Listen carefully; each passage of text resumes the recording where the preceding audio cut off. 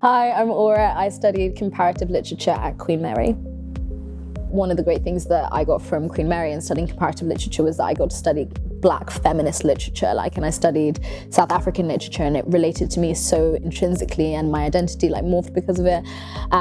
So I loved it, the freedom to be able to choose what I studied and really delve into a topic that I'm passionate about. My favorite thing was reading Frantz Fanon, so his books Black Skin, White Masks and The Wretched of the Earth. Those were life-changing books for me. When I left college, I was not the best writer, ironically enough, even though I got into a literature course. I remember when I was at Queen Mary, we had a writing center, and every Monday we would go in and discuss our essays, what was wrong with it, what was right with it, what we needed to do next. And it really helped my writing skills massively, to the point where when we were doing courses, especially in comparative lit, there was an anthology series piece that we did, and it really impacts my day-to-day now. So sometimes for part of my role, I'm a diversity and inclusion consultant, so we'll have a massive report from a client that we have to, it's maybe 20 pages long, and then we have to condense it down to one page and condense it down to a small paragraph.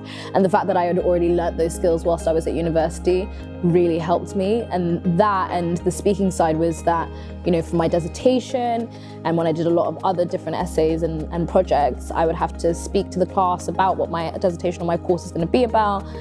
Presenting and getting comfortable with that is really useful for me, because that's something that I do on my day-to-day as my job anyway. So I came from a really homogenous neighborhood outside of London, and I applied for quite a few different universities around England, and I just feel going to a London university, especially Queen Mary, and seeing so much diversity in the lecturers as well as the topics was incredible as well. There was a lot more freedom and a lot more support, and the fact that it's part of the University of London meant that I could go to any library in London. I was really inspired to do a master's generally because I thought that my professors were really cool.